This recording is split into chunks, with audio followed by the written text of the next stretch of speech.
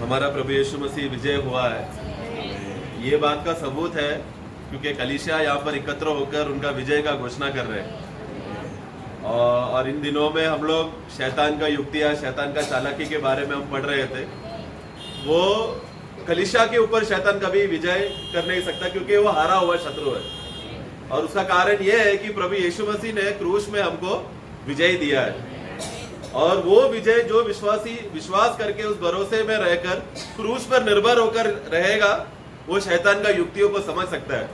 ये एक शैतान का चालाकी चल रहा है करके उसको पहचान में आएगा। क्यों? क्योंकि प्रभु यीशु मसीह का विजय जीवन उसके अंदर है। पुनरुत्थान का जीवन खासियत क्या है? विजय से भी बढ़कर हम क्यों बोलते हैं? क्योंकि प्रभु ने हमको वो विजय जीवन दिया है। और अभी हम लोग एक ऐसा अंत समय में हम जी रहे हैं जहां पर दुष्टता और भी अधिक बढ़ते जा रहा है। पाप करने के लिए अभी लोगों को लज्जा नहीं होता। अभी अगर कोई भी दुकान में या कोई भी गवर्नमेंट ऑफिस में अगर आप जाओ तो घूस देने का बात आया तो हम घूस नहीं देंगे करके हम बोलेंगे तो लोग क्या बोलते हैं? उसमें क्या हुआ, सब लोग घूस देते हैं। कौन बोल रहा है?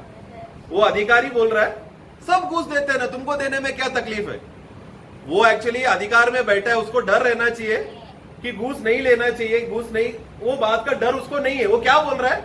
उसका अधिकार का गलत इस्तेमाल करते हैं। वो क्या बोल रहे हैं? सब लोग घूस देते हैं, तुमको घूस देने में क्या तकलीफ है। यानी कि एक आम बात हो गई, एक सामान्य बात हो गया घूस देना, इस तरह गलत काम करना। क्यों? क्योंकि हम एक ऐसा दुष्ट समय में जी रहे हैं। मैं एक उदाहरण बताया, ऐसा बहुत से उदाहरण है संसार में जो आम बात है, साधारण बात है। झूठ बोलने बोला तो सब लोग झूठ बोलते हैं ना, तुम भी झूठ बोल दो, चलता है ना, क्योंकि उन लोगों को डर नहीं है। झूठ नहीं बोलना चाहिए, एक परमेश्वर का एक भय रहेगा तो झूठ नहीं बोलेगा व्यक्ति। लेकिन सामान्य लोगों के अंदर वो डर नहीं, जो संसार के लोग हैं, क्योंकि ये आम बात है। संसार इतना दुष्ट हो गया है कि झूठ बोलना, गलत काम करना, गाली देना, ये सब एक आम बात है। ऐसा एक युग में हम जीते समय में कलीसिया का अवस्था भी अगर हम देखा जाए तो लवोदिकिया हालत में हम पढ़ते हैं क्या है? प्रकटीकरण का पुस्तक 3:17। तू कहता है कि मैं धनी हूँ, हाँ, और धनवान हो गया हूँ, हाँ, और मुझे किसी वस्तु की घटी नहीं, हाँ, और यह नहीं जानता, हाँ, कि तू अभागा। हाँ, बस। तो वहां पर विषय ये है कि वो कलीसिया, यहाँ पर कलीसिया करके प्रभु, सबसे पहली बात ये लोगों को कलीसिया के लोग है करके प्रभु खुद मान रहे हैं। और इनका अवस्था क्या है कि ये लोग अभागी है, तो ये लोग नंगे हैं, अंधे हैं करके ये बात का बोध है कि पीछे वो लोग नहीं जा रहे, बल्कि इनके पास कोई बात की घटी नहीं, यानी कि एक स्वयं अभिमान का अवस्था में वो लोग पहुंच चुके हैं। ये है अंतिम कलीसिया का युग का समय का अवस्था देखा जाए तो। जब पॉल ब्रदर ने शुरुआत में कहा कि हमें बच्चों के समान बनना है करके बोलते समय में, वो स्वभाव का क्या है? मत्ती का पुस्तक 18 में वहां पर उसका 3 और 4 पढ़ना। और कहा, मैं हाँ, तुमसे सच कहता हूँ, हाँ, कि जब तक तुम न फिरो, हाँ, और बालकों के समान न बनो, हाँ, देखो, जब तक तुम फिर कर बालकों के समान ना बने, तुम स्वर्ग के राज्य में प्रवेश करने नहीं पाओगे। हाँ, जो कोई अपने आप को इस बालक के समान छोटा करेगा, हाँ, यानी कि नम्र करेगा, वह स्वर्ग के राज्य में बड़ा होगा। हाँ, देखो, परमेश्वर का राज्य में बड़ा होने का व्यवस्था क्या है, या प्रभु ने हमको किस बात का विषय दिया है कि तुमको अगर परमेश्वर का राज्य में बड़ा होना है तो ये बालकों के समान नम्र और दीन होना पड़ेगा। लेकिन लवोदिकिया कलीसिया का स्वभाव क्या है? हम लोग धनी है, हमारे पास कोई बात की कमी नहीं, कोई बात की घटी नहीं, हम सब कुछ जानते हैं।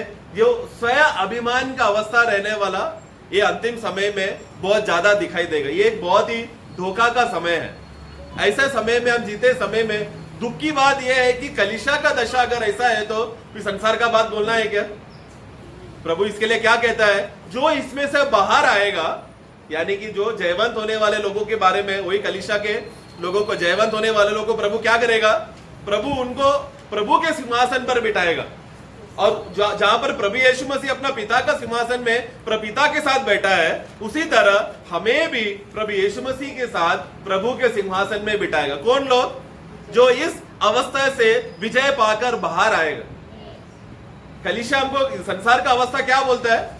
तुम थोड़ा हटीला रहो, थोड़ा गलत रहो, उसमें कोई गलत बात नहीं है, चलता है, ये आम बात है, सब लोग करते हैं, तुम भी करो, चलेगा। परंतु विश्वासी लोग उस सबसे विरुद्ध रहेगा। हम उसके साथ, उन लोगों के साथ एक नहीं हो सकते, क्योंकि हमारा प्रभु ऐसा नहीं था। हमारा प्रभु संसार के साथ एक होकर समझौता कर कर कभी नहीं जिया। वो संसार के खिलाफ हमेशा रहता था, क्योंकि वो जानता था परमेश्वर का सिद्धांत, यानी जिस पिता का वो सेवा कर रहा है, जिस पिता का इच्छा के लिए उस दुनिया में आया है, वो पिता में वो स्वभाव नहीं है। मेरा पिता प्रेम है, दूसरों को जान देने के लिए मुझे यहाँ पर भेजा है, ताकि बहुत से लोगों को परमेश्वर का राज्य में प्रवेश करूं। वो सब लोग मसीह के रूप में अनुरूप होकर बदल जाएंगे, मसीह के समान होंगे। जब पिता ऐसे लोगों को देखेंगे तो वो तृप्त हो जाएगा। ये बात का उद्देश्य लगातार प्रभु यीशु मसीह का मन में था। उनको संसार के साथ मिलजुल कर जीने का मनावस्था इच्छा नहीं था।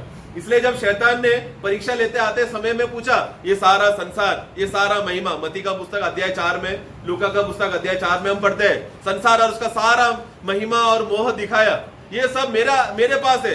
जो कोई मुझको दंडवत करके मुझे नमस्कार करेगा, मेरा आराधना करेगा, उन सबको मैं ये संसार का अधिकार दूंगा, संसार में छोटा छोटा मैं जगह दूंगा। तुझे यीशु को कौन सा अधिकार का बात कर रहा था? जब मसीह विरोधी आकर पूरा भारत, पूरा देश को जब वो नियंत्रण करे, पूरा दुनिया को जो कब्जा करने वाला अधिकार जो मसीह विरोधी आकर करेगा, वही अधिकार यीशु को देने वाला था। परंतु यीशु ने क्या कहा?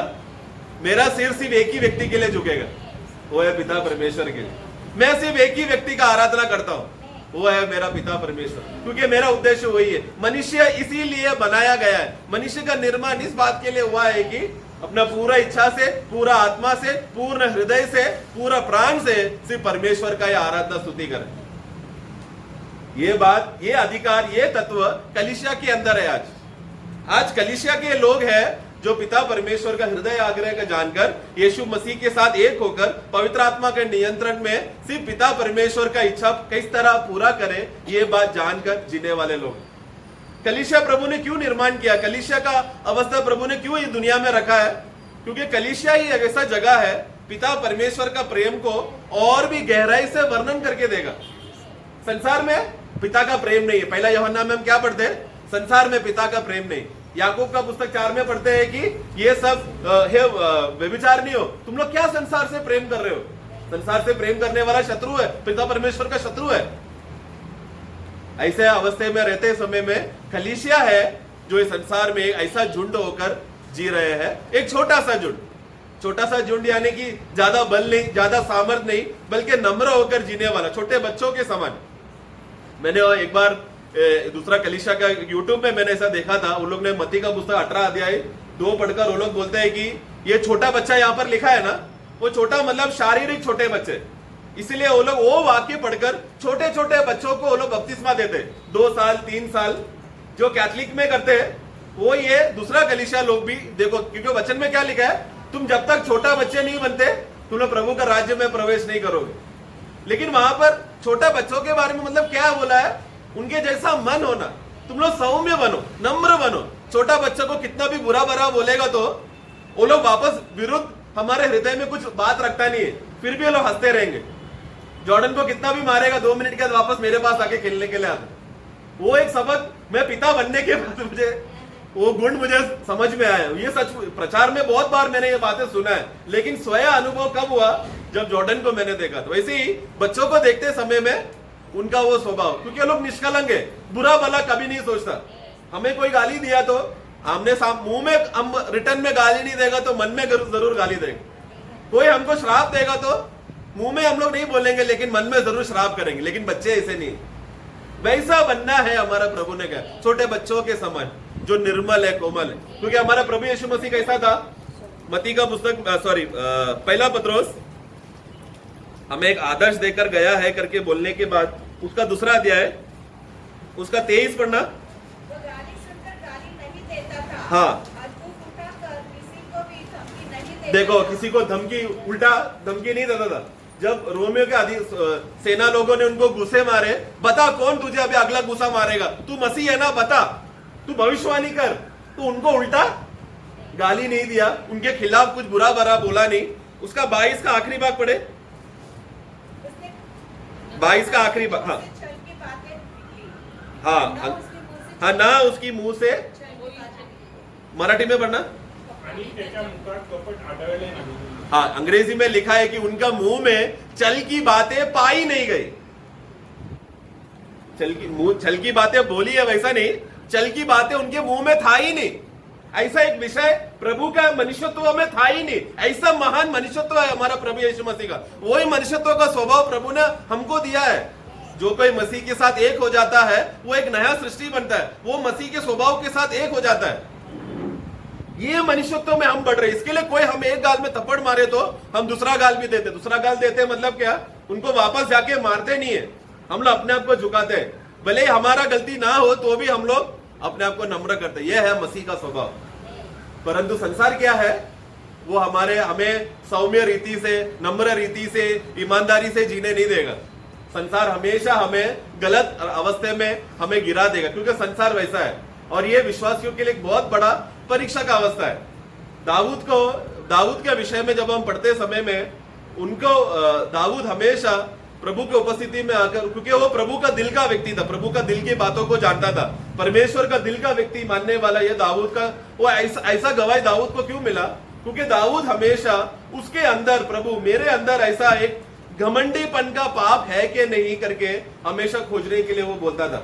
हम लोग भजन संगीता 19 का उसका 13 पढ़ेंगे। वो अपने दास को ढिठाई के पापों से, हाँ ढिठाई, ओके, वो यानी कि ढिठाई यानी कि घमंडीपन का या अहंकारपन का पाप। हाँ पढ़ना आगे। ढिठाईपन का पापों से भी बचाए रहा। हाँ वे मुझ पर प्रभुता करने न पाए। हाँ तब मैं सिद्ध हो जाऊंगा हाँ और बड़े अपराधों से बचा रहूंगा। देखो बड़ा अपराध, कैसा हम अपराध पर गिरते हैं, जब ढिठाई का पाप, स्वयं अभिमान का अवस्था, वो स्वभाव अगर हमारे अंदर आएगा तो वो बड़ा अपराध में हम गिर सकते हैं।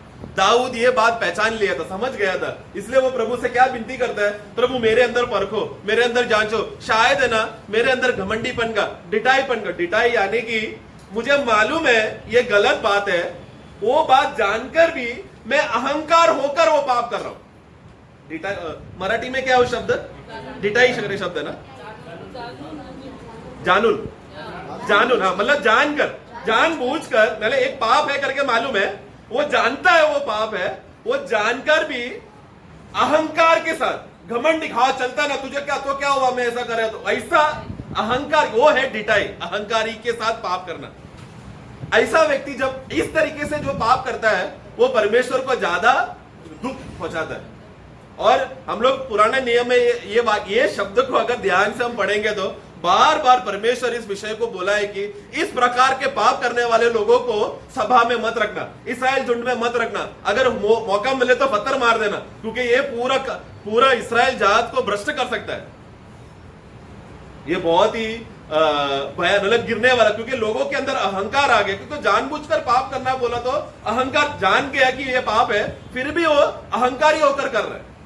एक वाक्य इसके लिए उसी के साथ गिनती संख्या नंबर्स गणना 15 का 30 पढ़े। परंतु क्या देशी क्या परदेशी, हाँ जो प्राणी ढिठाई से कुछ करे, हाँ वह यहोवा का अनादर करने वाला देख, वो शब्द देखो इधर कैसा आया, देखो जो व्यक्ति ढिठाई का पाप, ढिठाई यानी कि वो जानता है वो पाप है, फिर भी वो अहंकारी मन से, फिर भी वो घमंडी होकर, नहीं ये चलता है, हम कर सकते हैं, ऐसा स्वभाव के रखकर पाप करेगा तो वो परमेश्वर को अनादर करता है। आगे, और वह प्राणी अपने लोगों में से नष्ट किया जाए। हाँ देखो, प्रभु नहीं चाहता ऐसा लोगों के बीच पर है, कलीसिया में ऐसा लोग रहे, ये प्रभु नहीं चाहता। आज नए नियम में उन लोगों के ऊपर न्याय नहीं हो पाता, क्योंकि प्रभु ने उन सबका न्याय, कलीसिया के ऐसे विश्वासी लोगों का न्याय को बटोर के रखा है। एक साथ प्रभु देगा न्याय के दिन में, क्योंकि आज हमारे लिए प्रभु यीशु मसीह मध्यस्थी करने के वजह से कभी कभी उनके ऊपर न्याय नहीं आता, तो हमें क्या लगता है, हाँ ढिठाई का पाप चलता है करे, लेकिन वो बात को बटोर के रखा है प्रभु ने। वो एक साथ प्रभु न्याय के दिन, बीमा सीट में जब मसीह उसको न्याय के दिन बुलाएगा, तूने शरीर में किया हुआ जो भी भला बातें बुरी बातें का विषय में आते समय में, क्योंकि तूने इतने बार जब तूने वो पाप किया तो मेरा अनादर किया तुमने, है ना। प्रभु को अनादर करने वाला विश्वासी बोला तो वो अच्छी बात है क्या? हमारा उद्देश्य क्या है? हर बात में प्रभु को आदर मिले, हर बात में प्रभु को सम्मान मिले, हर बात में प्रभु तेरा इच्छा क्या है ये बात जानकर प्रभु को आनंद मिले। ऐसा बातें करने के बजाय प्रभु को अनादर वाला बात कर रहा है बोला तो वो बहुत दुख है। इसलिए प्रियो, और ये लवोदिकिया कलीसिया का खासियत क्या है, मैंने इसलिए लवोदिकिया कलीसिया का वाक्य पहले लिया क्योंकि हम अभी वो काल में जी रहे हैं। ये काल का समय के लोगों की खासियत क्या है, अनादर में ही जी रहे हैं वो लोग। ये अभी का समय का, अभी का युग का, कलीसिया का जमाना का अवस्था क्या है, बहुत कम लोग हैं जो प्रभु को के उपस्थिति में भयभीत होकर प्रभु को कैसा आदर करके, अगर आज का दिन प्रभु ने मुझे दिया है तो आज मैं कैसा प्रभु को सम्मान करके जीऊं, ये बात खोजने वाले कितने लोग रहेंगे आज? ये सवाल अपने आप को पूछ, ये सवाल मेरे लिए भी है।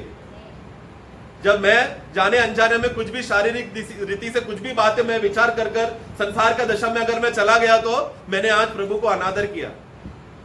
हमें हम सबको ये विषय में अपने आप को परखना है। उस समय में प्रभु ये विषय बहुत सीरियसली लेता था। प्रभु नहीं चाहता कि ऐसा कोई भी बात अनादर, ढिठाई के उद्देश्य में तुम लोग करें, ढिठाई का मनोभावना में रखकर कभी नहीं करें। व्यवस्था विवरण में पढ़ते समय में उसका 17 का 12 में वहां पर एक बात बोला, देखो। और जो मनुष्य अभिमान करके, हाँ अभिमान, यहाँ पर वो वर्ड बराबर है, अभिमान करके, यानी वही यहाँ पर भी ढिठाई शब्द है लेकिन यहाँ पर क्या लिखा है, अभिमानी होकर। मतलब मालूम है उसने एक गलत है, गलत जानबूझ, फिर भी जानबूझकर अभिमानी होकर वो पाप कर रहा है। आगे उस याजक की, हाँ जो वहाँ से तेरे परमेश्वर यहोवा की सेवा टहल करने को हाँ उपस्थित रहेगा, हाँ न माने हाँ या उस न्याय की न सुने, हाँ। तो वह मनुष्य मार डाला जाए। आगे अगला वाक्य भी, इस प्रकार तू ईश्वर में से ऐसी बुराई को दूर कर देना। हाँ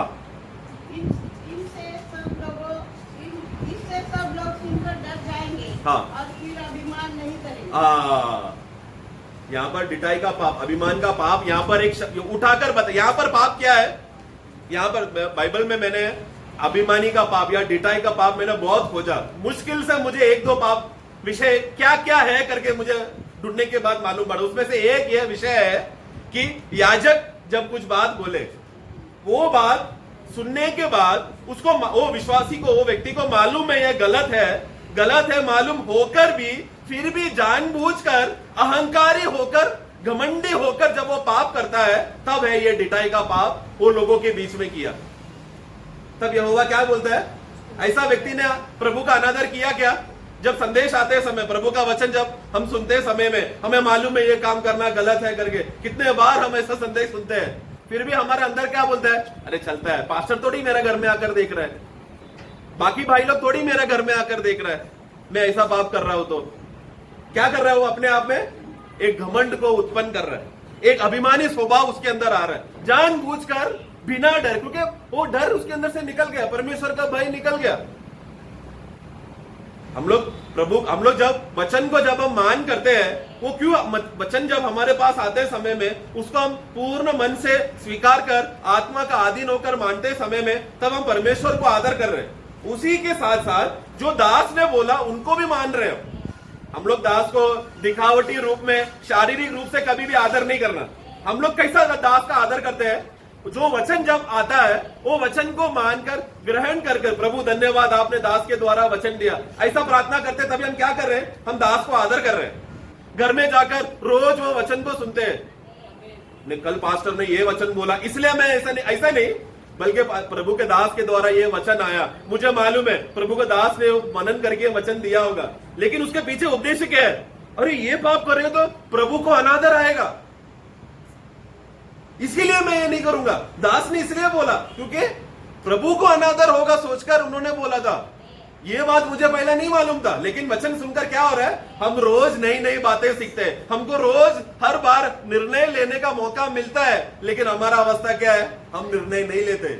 क्योंकि लवोदिकिया कलीसिया का अवस्था क्या है, अभिमानी लोग, उन लोग को सब बातों है, कोई बात की कमी नहीं, ऐसा सोचकर जीने वाले लोग हैं लवोदिकिया कलीसिया के लोग।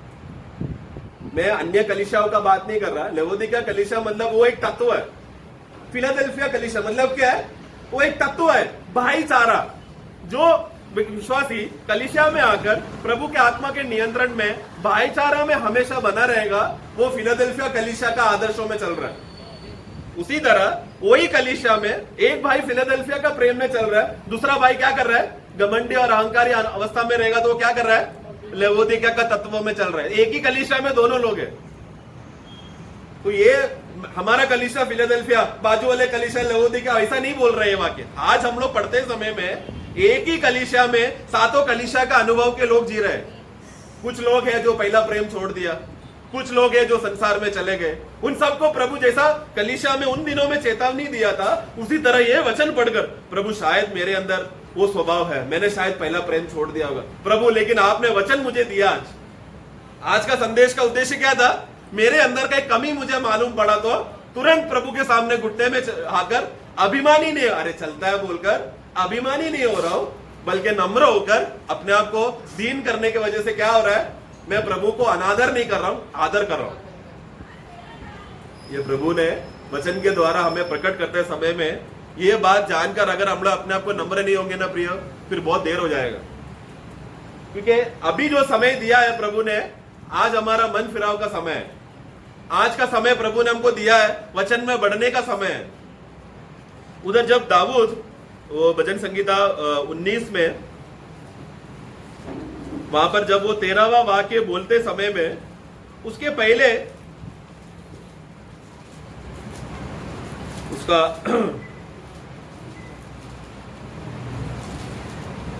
7 से 11 तक पढ़ेंगे। यहोवा की व्यवस्था खरी है, हाँ वह प्राण को बहाल कर देती है। हाँ। यहोवा की नियम विश्वास योग्य है, हाँ। साधारण लोगों को बुद्धिमान बना देते हैं। मैं। यहोवा की उपदेश सिद्ध है, हृदय को आनंदित कर देते हैं। यहोवा की आज्ञा निर्मल है, वह आंखों में ज्योति ले आती है। यहोवा का भय पवित्र है, वह अनंत काल तक स्थिर रहता है। यहोवा के नियम सत्य और पूरी रीति से धर्ममय है।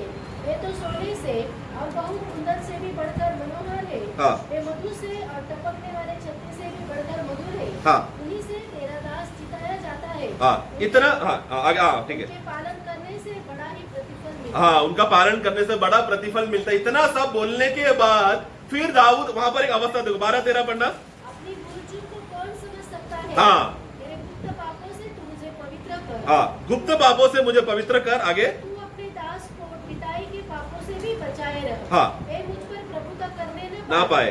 तब मैं सिद्ध हो जाऊंगा। हाँ। और बड़े अपराधों से बचा रहूंगा। हाँ, और वो बड़े अपराधों से बचने के बाद 7 से लेकर 11वां वाक्य जो अभी पढ़ा ना, वो अनुभव वो विश्वासी के अंदर रहेगा। उदाहरण के लिए सिर्फ 7 का पहला भाग पढ़े। तेरा व्यवस्था यहोवा की व्यवस्था खरी है, खरी है, वह प्राण को बहाल कर देती है। हाँ प्राण को, यानी कि प्राण को तंदुरुस्ती करता है, ताजगी देता है। मराठी में क्या है? हाँ, पुनर्जीवन, यानी कि एक तंदुरुस्ती का अवस्था, यानी कि एक सूखा हुआ अवस्था में था, लेकिन जब वचन उसके पास आया तो क्या हो गया? एक ताजगी आया, तंदुरुस्ती आ गया, वो एकदम तेजों में हो गया, मतलब एकदम जान आ गया उसमें। वो क्या कौन करता है? प्रभु का वचन करता है। लेकिन 13 वाक्य में ढिठाई का पाप अगर उसके अंदर रहेगा तो 7वां वाक्य कैसा बढ़ेंगे? तेरा वचन मुझे सुखाकर मुरझा देगा। लेकिन अगर ढिठाई का पाप से अगर वो बच गया है, अपने रहस्य पापों से बचकर एहसास होकर मन फिराया रहेगा तो व्यवस्था क्या करेगा? उसको ताजगी देगा, पुण्यदान का अवस्थे में रहेगा। वही ये पूरा 7 से 11 आप वैसा कंपेयर करके पढ़ो। उसका बी पार्ट में क्या लिखा है? प्रभु का गवाही यहोवा के नियम विश्वास योग्य है, साधारण लोगों को बुद्धिमान बना देते हैं। नहीं, उसका 7 का बी पार्ट, यहोवा का गवाही, यहोवा के नियम, नियम, ओके नियम है, ठीक है। गवाही, ओके, मेरे अंग्रेजी में गवाही करके बोला, यानी कि जो गवाही हम प्रभु की ओर से वचन से प्रभु के वचन में जब मनन करते समय में वो वचन प्रभु की ओर से गवाही हमको हमारे अंदर देगा। वो सुना हुआ गवाही हमें क्या करना चाहिए? कलीसिया में आकर गवाही देना चाहिए। लेकिन जो ढिठाई का पाप है, जो घमंड और अहंकार में रहता है, उन लोग जब वचन पढ़ते समय में प्रभु का वचन उनसे बात नहीं करता। क्यों? क्योंकि एक बहुत बड़ा रुकावट उसके अंदर आ गया, पाप उसको रोके रखा। आप लोगों को यह अनुभव हुआ है क्या? क्या वचन पढ़ते समय में प्रभु आप लोग से बात किया, ऐसा अनुभव है क्या? कलीसिया में संदेश सुनने का टाइम का बात नहीं कर रहा हूं मैं, घर में जाकर पर्सनली प्रभु के साथ आप घुटने में रहकर एक समय निकालकर आधा घंटा, 10 मिनट, 15 मिनट, जो भी आप टाइम निकालते हैं, मैंने कम टाइम बोला, आप लोग ज्यादा निकालना चाहिए, उतना हो 5 मिनट, 10 मिनट, आधा घंटा, 1 घंटा प्रभु के साथ वचन खोलकर प्रार्थना में आप बात प्रभु के साथ संगति करते समय में प्रभु ने आपको कुछ गवाह दिया क्या? वो बात प्रभु ने संदेश आपको दिया क्या? ऐसा दिया है क्योंकि आप खरा मन के। ऐसा क्यों हमारे अंदर हो रहा है? वो ऐसा व्यक्ति का वो फिर किसको वो क्या वो ऐसा गवाही मिलने वाले लोग क्या रहेगा, साधारण लोग भी बुद्धिमान बन जाएंगे। कुछ लोगों को क्या लगता है वाले मैं अगर बाइबल स्कूल में जाकर पढ़ाई करेगा ना तो मैं बुद्धिमान बनेगा। एक बहुत बड़ा गलत फहमी है प्रियो। आप रोज कम से कम आधा घंटा प्रभु का वचन के सामने घुटने टेककर अपने आप को नम्र करो। मंद बुद्धि लोग भी प्रभु के सामने बुद्धिमान बनेंगे। ऐसे लोग कलीसिया में एक बहुत बड़ा गवाही देंगे। किस बात का गवाही?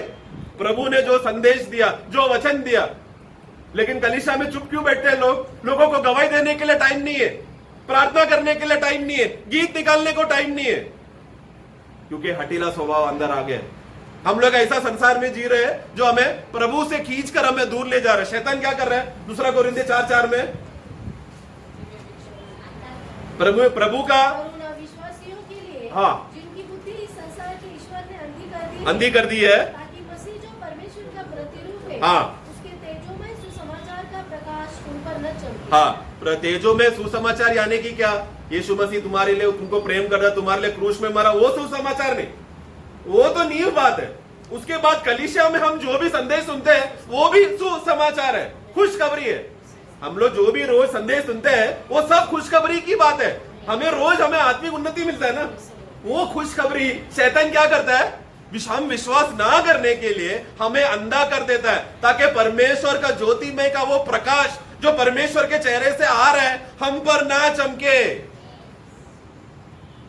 एक पेड़ को सूर्य का किरण नहीं मिलेगा तो खाना बना पाएगा नहीं ना। उसी तरह प्रभु का चेहरे का वो ज्योति का चमक हमारे अंदर नहीं आया तो उस दिन हम लोग आत्मिक भोजन नहीं खा पाएंगे। वो आदमी कितना भी मीटिंग में आकर बैठने दो, वो आदमी कितना भी प्रभु में का भाग लेने दो, वो भाई कितना भी प्रेज द लॉर्ड बोलकर खुशी से रहने दो, प्रभु के ओर से चेहरे का चमक उसको नहीं मिल रहा है तो वो सूखा हो गया, मुरझा गया है। उसके लिए क्या करना पड़ेगा? प्रभु का वचन में आना पड़ेगा, अपने आप को झुकाना पड़ेगा, समय निकालना पड़ेगा। आज एक बहाना है, समय नहीं था इसलिए बाइबल नहीं पढ़ पाया, समय नहीं था इसलिए ये कर नहीं पाया, इसलिए वो कर नहीं पाया। सबका कॉमन बहाना है, आम बात हो गया। सब लोग बोलते हैं ना समय नहीं है, उसमें क्या है बोलना?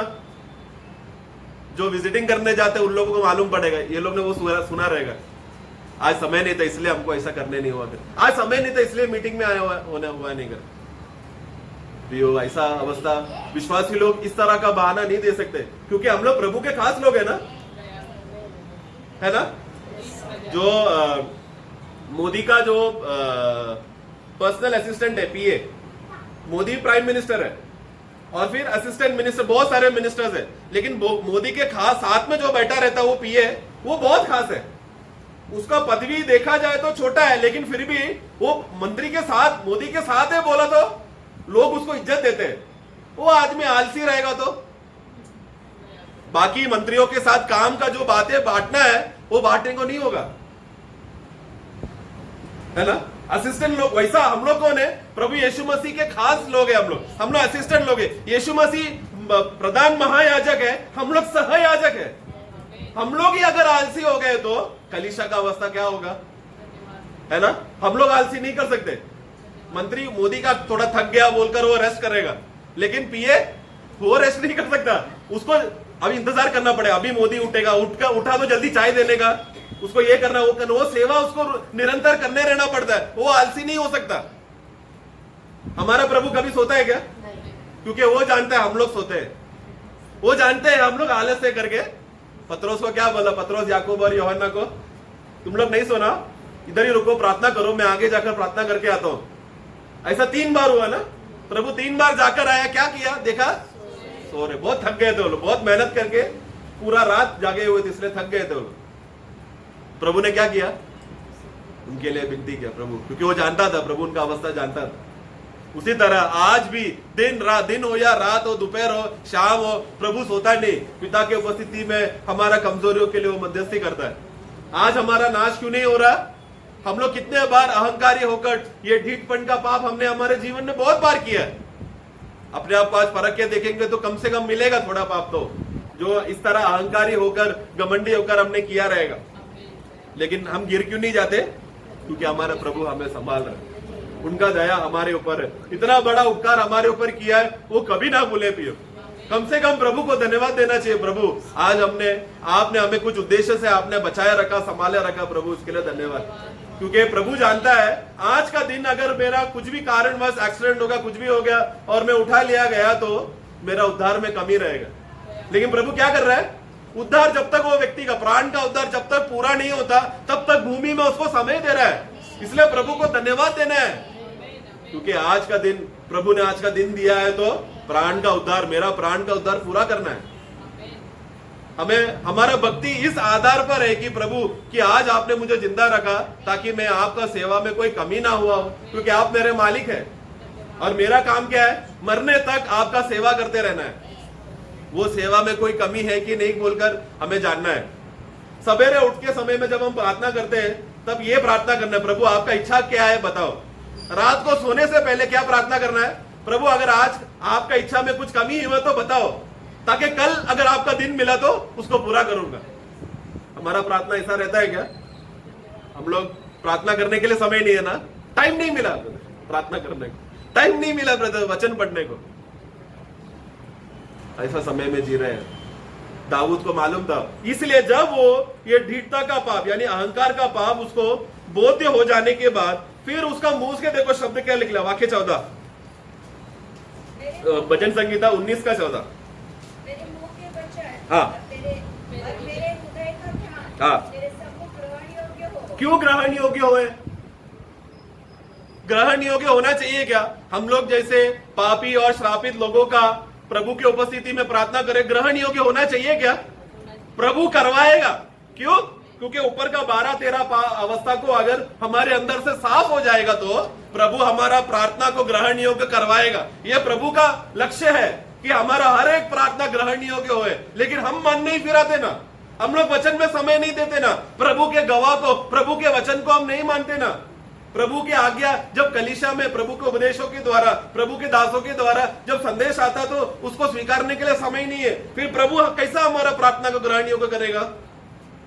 ग्रहण योग्य करे और यहोवा परमेश्वर हाँ। मेरी चट्टान और मेरे उद्धार करने वाले। हाँ, ये सब अवस्थाओं से मेरा उद्धार करने वाला, मुझे सही रीति से स्थिर चट्टान में खड़ा करने वाला यहोवा परमेश्वर तू ही है। आज हम लोग क्या बोलते हैं? यीशु मसीह तू मेरा चट्टान है। यहोवा परमेश्वर पुराना नियम का नाम है। हम लोग अभी क्या बोलते हैं?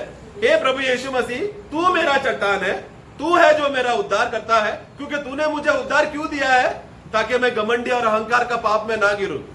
अगर आज मेरे अंदर ऐसा कुछ पाप दिख रहा है तो प्रभु तुरंत मुझे बता, ताकि मैं तुरंत मन फिरा सकूं, तुरंत मैं अपने आप को नम्र हो सकूं, घमंडी होकर अहंकारी होकर अहंकार में वो पाप कर ना बैठूं। बहुत धोखा हो जाएगा। पुराने नियम में जब भविष्यवक्ता भविष्यवाणी देने के बाद वो अगर पूरा नहीं होगा, वो व्यवस्था विवरण 18 का 22,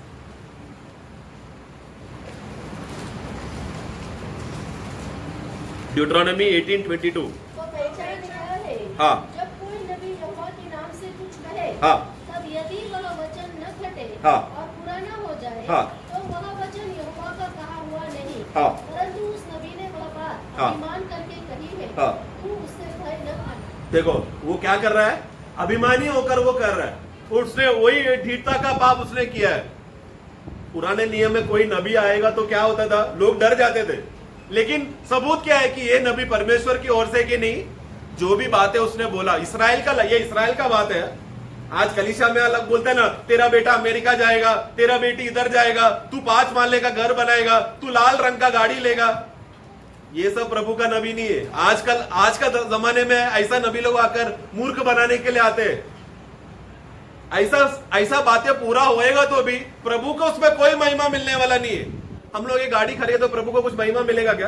प्रभु का राज्य बड़ा हो जाएगा क्या? प्रभु को इज्जत मिलेगा क्या? संसार का बात है ना। मैंने प्रार्थना करके प्रभु ने ही मुझे अगर गाड़ी दिया है तो उसमें प्रभु को क्या महिमा होगा? क्योंकि ये गाड़ी इधर नाश होने वाला है। नाशवान चीजों से प्रभु को कभी महिमा नहीं मिलेगा। हमें लगता है प्रभु ने घर दिया, प्रभु ने कार दिया, प्रभु ने मेरे बेटे को नौकरी दिया तो प्रभु कितना अच्छा है। प्रियो वो कुछ समय की बात है, क्योंकि एक दिन वो छोड़कर जाना है हमको। जो प्रभु ने दिया है वो प्रभु कल मांगेगा, देना पड़ेगा। अब्राहम ने ऐसे ही किया ना इसहाक का विषय में, प्रभु ने ही दिया था, उसको मालूम है अभी बच्चा मर गया, इसहाक मर गया तो आगे का वंश का क्या, लेकिन वो घबराया नहीं। उसको मालूम है अगर ये अभी जल कर राख हुआ है तो ये राख में से आगे का वंश देगा, क्योंकि प्रतिज्ञा किया प्रभु ने, मेरा प्रभु ने मेरे साथ प्रतिज्ञा किया है, वो प्रतिज्ञा नहीं टूटेगा। इसहाक मर गया तो भी चलेगा, प्रतिज्ञा नहीं टूटेगा। वो एकदम आनंद से खुशी से सवेरे उठकर बलि करने के लिए गया, क्योंकि उसको मालूम है प्रभु उसमें आशीष, प्रभु का आशीष उसमें छुपा हुआ है। हम लोग थोड़ा सा हम लोग घर से प्रार्थना करके क्या निकलते हैं, आज गाड़ी का हवा नहीं फूटे, कोई एक्सीडेंट ना हो, प्रभु संभाल कर लेके जाना, मेरे बेटे को एग्जाम में पास कराना, मेरे बच्चे का ऐसा होना वैसा होना, शारीरिक रीति का खुशी के बातों के लिए मरम्मत करने के लिए जाते हैं हम। एक बार प्रभु के पास एक चेला एक बार आके प्रभु को पूछा, प्रभु मुझे आपके पीछे होने का इच्छा है, लेकिन एक बार पिता को मैं विदा बोलकर आता हूं, सॉरी पिता को मैं गाड़ कर आता हूं। प्रभु क्या बोला, मरे हुए लोग अपने मरे हुए लोगों को गाड़ देगा, तू क्या करना, उसके पीछे नहीं जाना। अगर तू उसके पीछे गया तो मेरे लिए योग्य नहीं, मतलब मैं मेरा खुद का पिता को गाड़ नहीं सकता, ऐसा है क्या? उधर उसका मतलब क्या है, वो भाई उसका पिता तब तक मरा नहीं था, लेकिन मेरा पिता मरकर बूढ़ा हो जाने के बाद फिर गाड़ने के लिए कोई नहीं, कभी भी मर सकता है मेरा पिताजी, तब तक मुझे पिता का सेवा करने दो। लेकिन ऐसा व्यक्ति प्रभु का राज्य के लिए योग्य नहीं, प्रभु का सेवक नहीं बन सकता, प्रभु का चेला नहीं बन सकता। क्योंकि प्रभु का चेला बनना है तो सब कुछ छोड़कर प्रभु का राज्य के लिए मैं क्या कमा सकता हूं, ऐसा मनोभावना रखने वाले लोग ही प्रभु के लिए योग्य है। हमें ऐसा निर्णय लेना बोला तो बहुत दुख की बात है, एक कठोर बात है लगेगा, लेकिन एक बार आत्मा का नियंत्रण में आओ प्रियो। प्रभु किसी को बोलेगा नहीं ऐसा, कुछ लोगों को बोलेगा, जिसमें प्रभु को कुछ काम करने का रहेगा ना, ऐसे लोगों के साथ ही प्रभु बोलेगा, सबके साथ प्रभु नहीं बोलेगा। हम में से कितना लोग, मैं प्रभु अगर बोला नौकरी छोड़ो प्रभु के सेवा के लिए निकलो, कितने लोग निकलेंगे? हाथ मत उठाना, इसकी एक सवाल अपने हृदय में जानो, कितने लोग आज निर्णय लेंगे, आज मैं अब भी इसी वक्त मैं मेरा कंपनी में मैं इस्तीफा देकर रिजाइन कर मैं प्रभु का सेवा के लिए मैं निकलना चाहता हूं करके। ऐसा सुनकर कितने लोगों को डर लगा? वो क्यों मालूम है? क्योंकि प्रभु जानता है हमारा मनों को, इसलिए प्रभु हमको नहीं बोलता नौकरी मत छोड़ो, क्योंकि मालूम है जिस दिन नौकरी छोड़ेगा अगले दिन प्रभु को श्राप देगा तुम लोग, इसीलिए प्रभु बोलता है नौकरी मत छोड़ो। लेकिन कुछ लोगों को प्रभु ने देख के रखा है, ये वचन जब आप सुनेंगे तो प्रभु का वो वचन कनेक्ट होकर बोले, प्रभु ये वचन शायद मेरे लिए, नौकरी नहीं छोड़ना जब तक प्रभु का पूर्ण निश्चय ना हो प्रभु के लिए। प्रियो, हमारा जो भी निर्णय हम लेते हैं ना प्रियो, वो सब प्रभु का इच्छा के और नियंत्रण के अनुसार होना चाहिए। पत्रोस ने दूसरा पत्रोस 2:10 में वो वहां पर भी ये ढीठपन का, ये घमंडी का स्वभाव पाप वहां पर भी हम देखते हैं। दूसरा पत्रोस 2:10, विशेष करके उन्हें हाँ जो अशुद्ध अभिलाषाओं के पीछे शरीर के अनुसार चलते हैं हाँ और प्रभुता को तुच्छ जानते हैं, हाँ वे ढीठ और हठी हैं हाँ और रुचि पद वालों को बुरा भला कहने हाँ, फिर से पढ़ना, विशेष करके वे जो अशुद्ध अभिलाषाओं के पीछे हाँ शरीर के अनुसार, शरीर में मन लगाना मृत्यु, पाप है, मृत्यु है, शरीर में मन लगाना मृत्यु है। विशेष करके वो लोग जो शरीर में मन लगाकर जीते हैं, उन लोग का मनोवस्था क्या है? वो लोग अभिमानी है, ढीठ का पाप वो लोग कर रहे हैं, क्योंकि उन लोगों को प्रभु का आज्ञा को मानने के लिए दिलचस्पी नहीं है। जो प्रभु का आज्ञा का दिलचस्प मानता नहीं है, वो दुनिया में रहते समय में उनके बड़े अधिकारियों का भी बात नहीं सुनेगा। कलीसिया में मैं कुछ लोगों को देखा, कुछ लोग झगड़ा करने आते हैं, क्यों? क्योंकि भाइयों का सम्मान नहीं होता उन लोग से। शारीरिक अभिलाषाओं में जीने की वजह से भाई भाई में झगड़ा क्यों होता है? भाई भाई में झगड़ा होना चाहिए क्या? हमेशा में प्रेम में रहना है ना, आनंद में रहना है ना, लेकिन क्यों नहीं हो पाता? क्योंकि शारीरिक अभिलाषाओं में जो चलने वाले लोग वो स्वयं अभिमानी हो जाते हैं। वहां पर याकूब इसी अर्थ में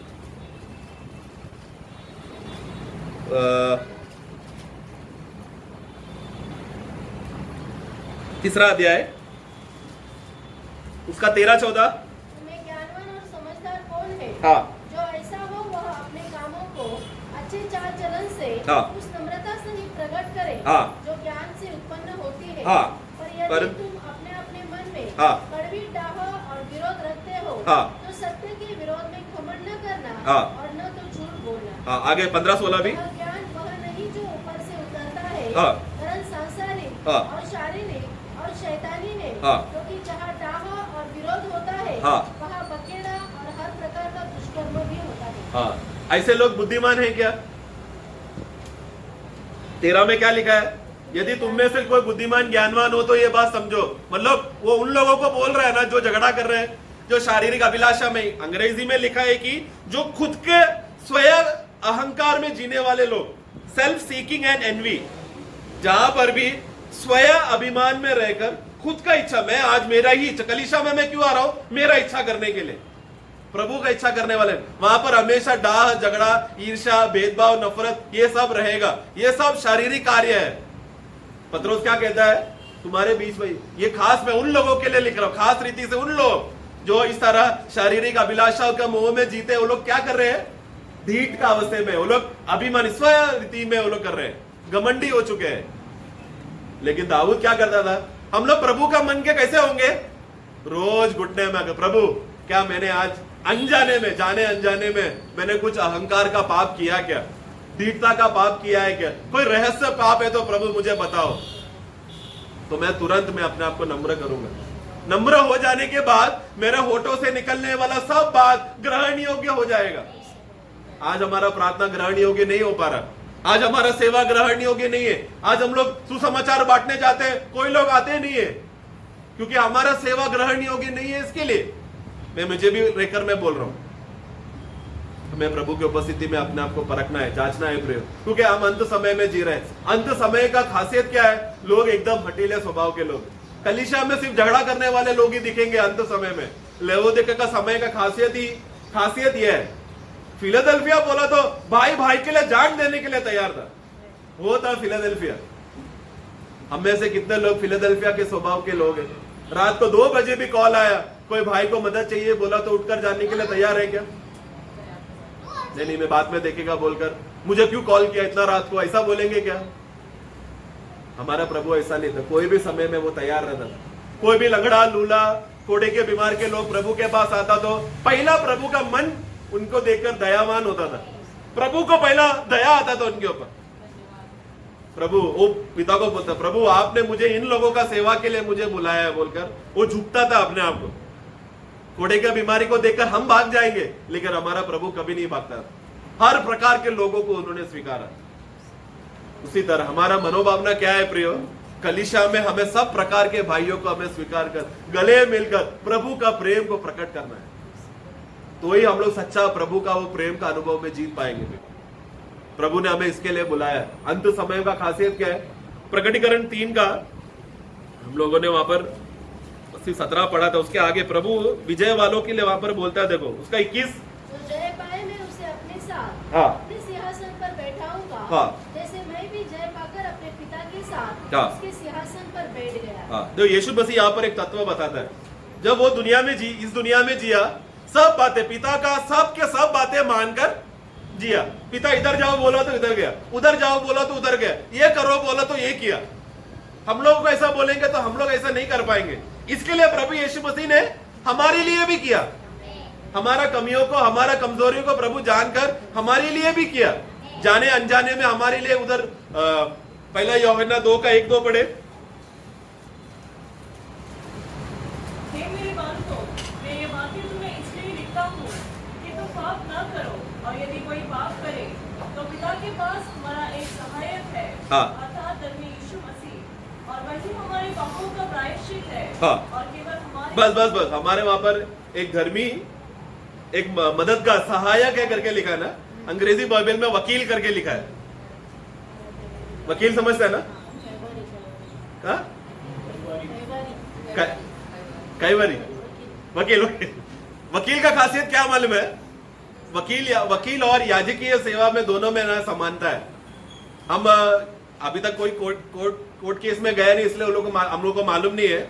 एक बार एक बहुत बड़ा क्रिमिनल आदमी ने खून किया तो उसने क्या किया, अपने पैसे के बलबूते में एक क्रिमिनल लॉयर वो होता है जो खून करना, रेप किया, ऐसे बड़े केसेस को वकालत करने वाला वकील होता है। वो वकील क्रिमिनल लॉयर सबसे पहला वो गुनहगार को क्या पूछता है मालूम है? तूने कैसा गुनाह किया, किस रीति से गुनाह किया, ये तू मुझे बताना पड़ेगा। क्यों ऐसा होता है? ताकि वो बातें सुनने के बाद ये क्रिमिनल लॉयर क्या करेगा, कैसा भी करके वकील जज के सामने बचाने के लिए तरीका और तरकीबें ढूंढेगा। ऐसा नहीं था, वैसा था बोल के उतना चालाक होता है क्रिमिनल लॉयर। तो ये गुनहगार जब अपना गुनाह बोलेगा, ये एक भी बात जज को बोल नहीं सकता। जज साहब, ये आदमी ने रहस्य में मुझे सब बता दी, यही गुनहगार है, इसको फांसी में लगा दो, ऐसा ये क्रिमिनल लॉयर बोल नहीं सकता। बोलेगा उसका लाइसेंस कट हो जाएगा, फिर वो वकालत नहीं कर सकता। वो क्या करेगा, जो भी गलत काम अपराध किया है वो सब सुनकर लेकर इसको अभी कैसा बचाए वो रास्ता ढूंढेगा। हमारा वहां पर अंग्रेजी बाइबल में लिखा है, यीशु मसीह हमारा एडवोकेट है, वकील है। यदि तुम लोग जाने अनजाने में कुछ भी पाप कर बैठे तो तुरंत क्या करना, हमारा श्रेष्ठ वकील के पास आना, और कैसा किया वैसा तुम प्रभु को बता दो। प्रभु क्या करेगा, हमारे उसको ऊपर ढक देगा, ताकि पिता परमेश्वर वो पाप को ना देखे। ऐसा मुमकिन है क्या? पिता परमेश्वर के आंख के सामने कुछ भी छुप सकता है क्या? सब दिखता है ना। लेकिन यीशु मसीह का लहू उसके ऊपर आ गया तो पिता परमेश्वर ढूंढेगा तो भी उसको गुनहगार साबित नहीं कर सकता। वैसा सामर्थ्य यीशु मसीह का क्रूस में जो लहू हमारे लिए बहाया। हम लोग यीशु मसीह का मृत्यु का खासियत को जानते हैं क्या? हम लोग यीशु मसीह का क्रूस का मृत्यु को हल्के से ना लेना। मरा कभी 2000 साल पहले, लेकिन यीशु मसीह का खून आज भी वैसे ही जिंदा है जैसा 2000 साल पहले। उसका सबूत क्या है? प्रकटीकरण का पुस्तक 5वां अध्याय में हम पढ़ते, लेना नहीं, हमको मालूम है वाक्य। उधर क्या देखते हैं? स्वर्ग में हम सब लोग देख रहे हैं, वध किया हुआ मेमना, जैसे कि अभी भी वध हुआ है, अभी भी वो लहू बह रहा है, और वो लहू जिंदा है। वो लहू हमारे लिए बात करता है। इब्रानियों पुस्तक 12 में हम पढ़ते हैं, 21, 22, 23 में हम पढ़ते, उधर क्या लिखा है? प्रभु का एक लहू वहां पर है जो आदम का लहू से भी उत्तम हमारे लिए बात करता है।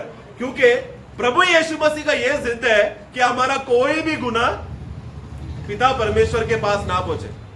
हम लोग एक वाक्य 2 मिनट है इसके लिए। इब्रानियों 10 में वचन देखो क्या गवाही देता है।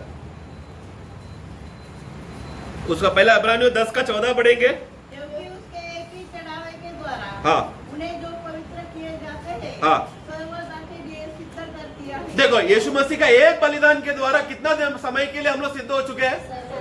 पर पिता परमेश्वर के सामने है। अगर आज मैंने गलती से या जानबूझकर भी अगर गलती करूं तो यीशु मसीह का लहू का खासियत क्या है कि पिता के सामने मुझे सिद्ध करेगा। लेकिन यीशु मुझे उसका लेखा लेगा, वो अलग से बात है। लेकिन पिता के सामने क्या करेगा? मुझे सिद्ध करके रखा है। ये बात का गवाह कौन है? अगला वाक्य।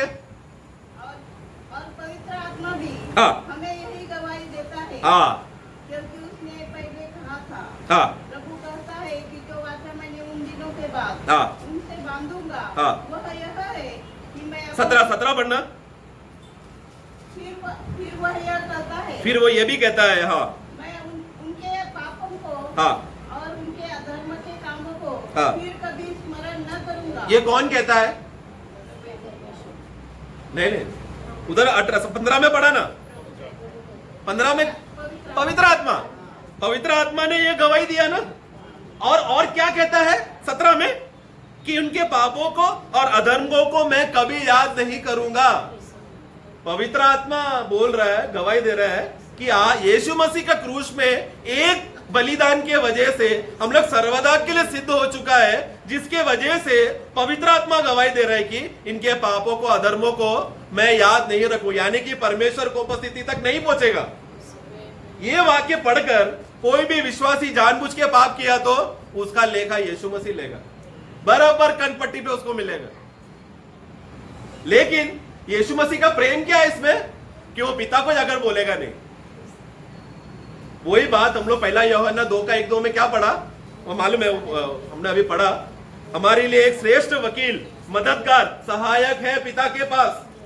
पिता के पास जाकर सारा बातें कुछ बोलेगा नहीं, देखो जेबू ने ऐसा किया वैसा किया। वो बोलने के लिए कौन है?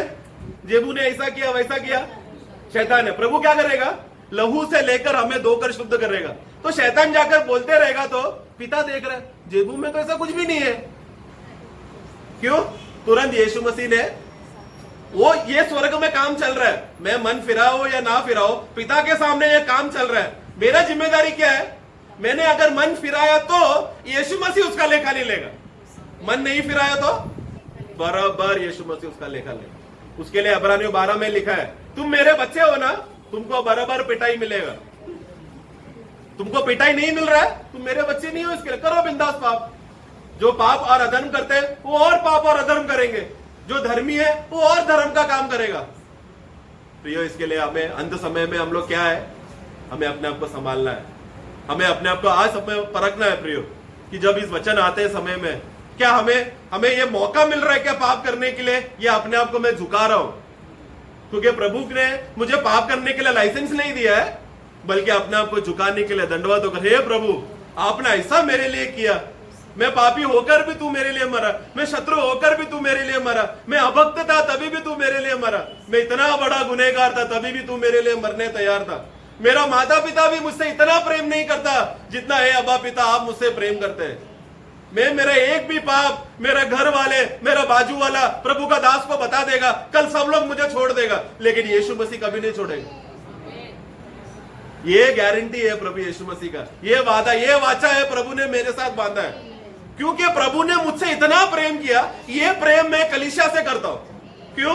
क्योंकि मुझे ये प्रेम बांटना है, ये प्रेम मैं अपने अंदर रख नहीं सकता। दूसरा कोरिन्थी 4 में क्या पढ़ते हैं? कि प्रभु का प्रेम मुझे विवश करता है, मुझे नियंत्रण करता है, जबरदस्ती करता है, कैसा भी करके मैं प्रभु के लोगों को मैं प्रेम करूं। प्रभु हम सहायता करें, ये अंतिम समय में हम पहचाने प्रियो कि हम लोग किस दशा में हैं। हमें इस तरह घमंडी और अभिमानी पाप से हम लोग बचकर निकलकर दाऊद ने जैसा मान होना है, तो प्रभु का वो सच्चा मन जानकर हम अपने आप को समर्पण करके जिए। Praise Lord.